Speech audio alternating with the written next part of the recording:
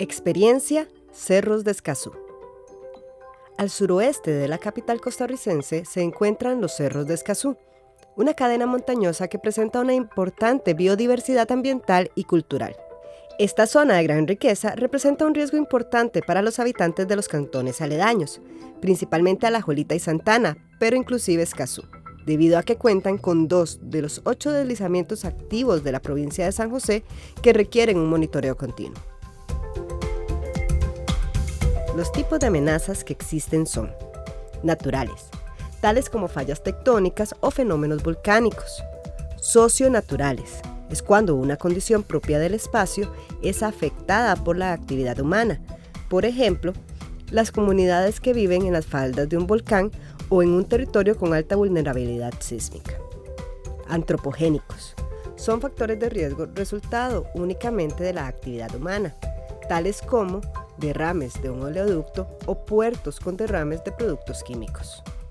Ok, aquí estamos ubicados en lo que es la Cascabela. La Cascabela de hecho tiene un deslizamiento, es un deslizamiento activo más o menos desde el 2000, que fue cuando empezó a darse la ruptura de la calle principal, por donde ingresa la gente a la comunidad en general de la Cascabela, y ha sido un proceso que se ha intensificado con las fuertes lluvias que han caído en los últimos años.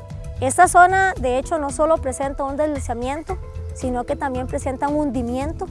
Hay una parte, especialmente aquella sección, que se hunde, o sea, las casas de hecho van en proceso hundiéndose, ya se han sacado ahí a 7 familias.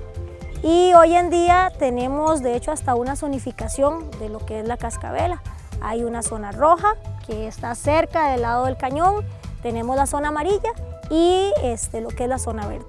En este momento estamos en la ribera del río Uruca, en un sector que denominamos La Cruzada.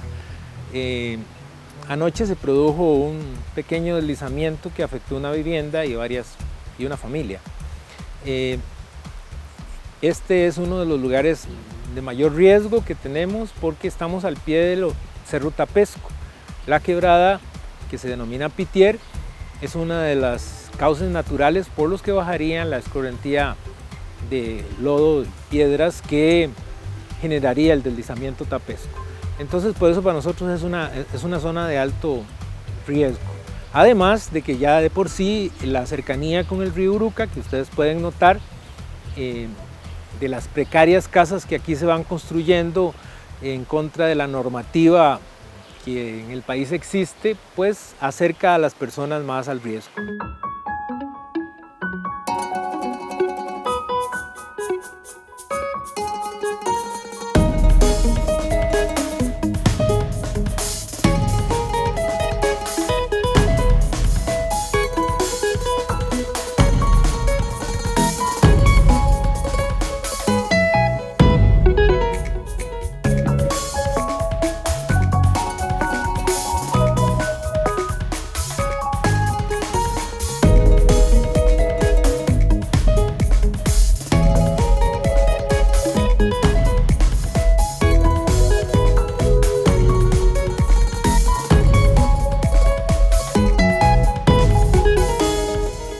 La gestión del riesgo de desastre es una estrategia de desarrollo.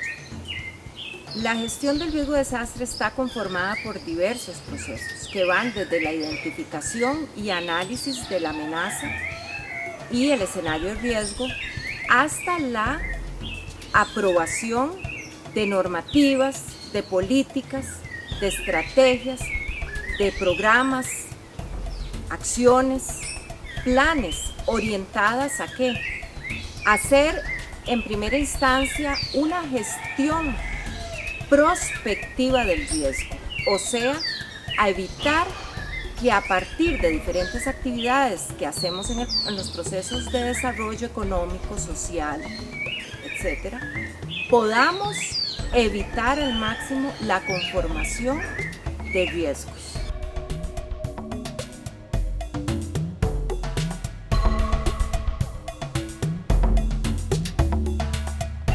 Estamos en la zona de Salitral de Santana, en la parte más alta, una de las partes más altas del cantón. Entonces, a mi derecha podríamos encontrar el contexto que son el Cerro de Tapesco, donde tenemos unos 12 millones de metros cúbicos del deslizamiento activos. El deslizamiento es un compuesto de material de suelo con agua, ¿verdad? Más un sismo o solo agua. Y él está muy flojo, entonces desliza cierto material del suelo y eso genera el deslizamiento. Eso es lo que quiere decir un deslizamiento, porque la montaña en sí no es problema. El problema es la fragilidad que tiene las grietas que ya está compuesta, entonces ella se va moviendo con agua y se va a deslizar todo ese material. Esto, aparte que está aquí, es parte de la zona amarilla de la Cascabela, y todas esas viviendas que se ven al fondo sí se encuentran dentro de lo que es la zona roja. Todas esas viviendas están con orden de desalojo desde el año 2016, y como le digo, una de las problemáticas ha sido que la gente no se ha podido sacar. El deslizamiento realmente va a lo largo de todo lo que es la ladera de la quebrada Chinchilla.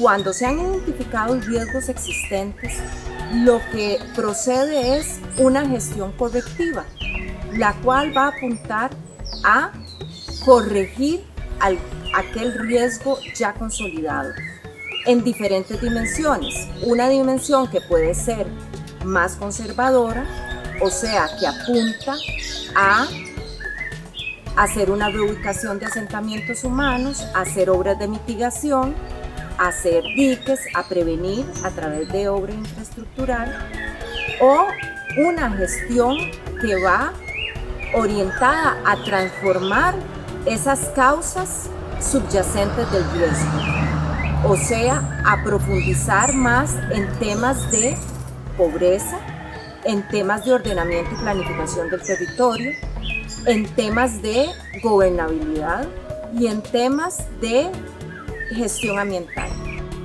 En la gestión del riesgo de desastres, los gobiernos locales cumplen funciones fundamentales en la prevención y atención, tales como incorporar en las políticas y planes municipales los elementos necesarios para un diagnóstico adecuado del riesgo y la susceptibilidad de los territorios y habitantes a ser impactados por los desastres. Para prepararse y responder ante diferentes emergencias, todo gobierno local debe contar con un comité municipal de emergencia, coordinado por la alcaldía. Al elaborar los planes reguladores, planes de desarrollo municipal, planes operativos anuales o POAS, deben tomar en cuenta las orientaciones señaladas en el Plan Nacional de Gestión del Riesgo. El presupuesto de la municipalidad debe incluir los recursos para el control del riesgo de los desastres y principalmente para la prevención de estos. Barrio Los Montoyas se caracteriza que aquí fue donde cayó el impacto de la avalancha del Cerro Chitaría, que estaba más arriba. Vino bajando por la quebrada Canoas. Esto nos impactó un puente que teníamos. De paso, les puedo decir que era una alcantarilla de unos 24 pulgadas de diámetro.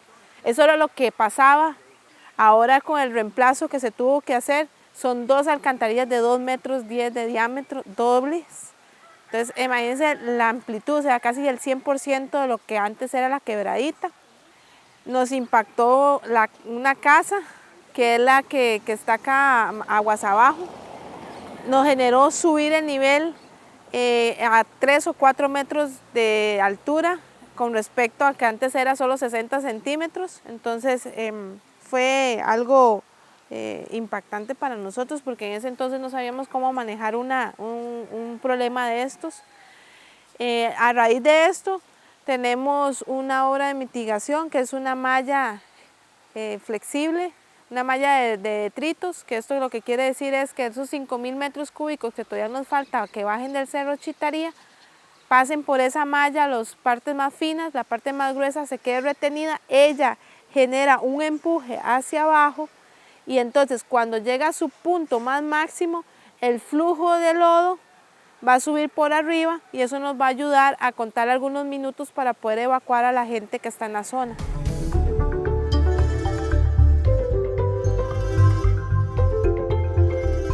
Esta es una de las partes de la zona roja. La gran mayoría, digamos, de las casas que están ubicadas en este sector, a la orilla del borde, digamos así, de la quebrada se encuentran con orden de desalojo, y de hecho aquí se puede ver fácilmente todo el deslizamiento como tal. O sea, de hecho aquí es de donde inicia y continúa a lo largo de la quebrada. Sí, de hecho aquí, bueno, esta parte es digamos, el terreno, la posición del terreno original, y el terreno con el tiempo se ha ido bajando. Todos esos árboles en algún momento estuvieron pues tal vez no a nivel, pero sí a una altura más alta de donde se encuentran en este momento. ¿Cómo que puede pasar de ahí? Y desde uno lo que espera es que de ahí, que nada va a pasar. Por lo menos aquí yo digo que es una comunidad todavía rescatable, porque no hay mucho, como en otros barrios, que oye uno tanta cosa, que marihuanas, que asaltos y todo eso. Y a nosotros nos habían dicho que estaban haciendo unas casas allá por las Tablas o no sé dónde, y que nos iban a pasar para allá, y todos dijeron, ay no, si a mí me van a mandar ahí yo no me voy, yo prefiero quedarme aquí hasta que yo me desbarranque, pero si nos van a mandar para un barrio que no podemos vivir, no nos vamos a salir de aquí. O sea que es muy difícil que nosotros encontremos una parte donde podamos vivir como vivimos aquí, porque aquí todos vivimos como familia. Entonces, no sé qué irá a pasar con nosotros. Ahí estamos a la voluntad de Dios. Y siempre decimos a la voluntad de Dios, pero Él no los puede sostener si un día nos tenemos que resbalar ahí para abajo.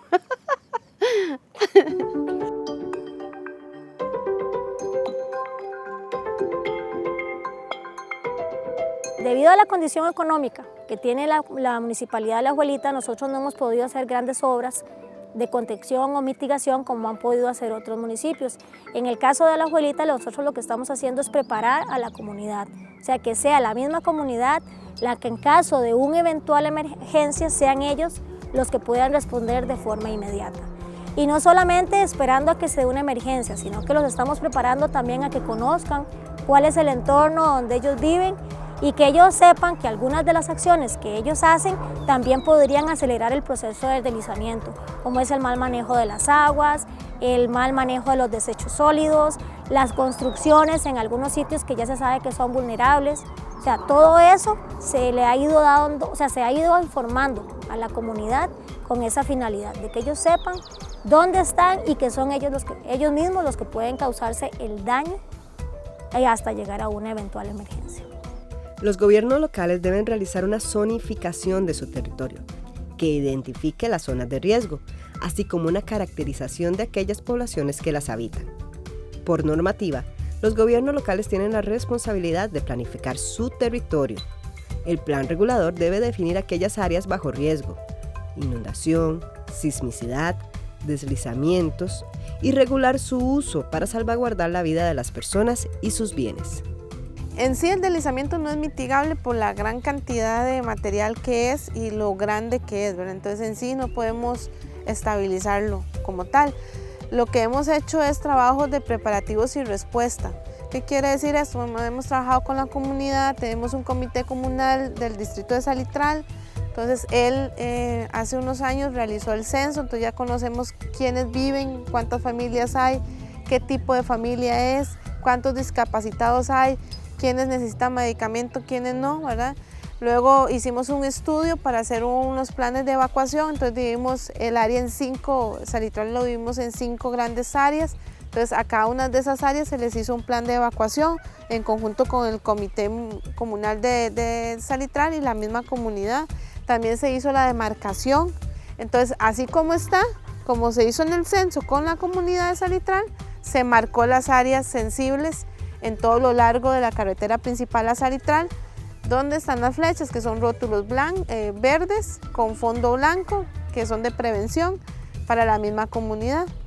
Y el último proceso, o los últimos procesos de la gestión del riesgo serían una gestión reactiva, o sea, cuando el riesgo no ha podido ser completamente controlado, pues, y es un riesgo inminente, que la pregunta no es si va a pasar, sino cuándo va a pasar, porque todas las condiciones están dadas para que se manifieste.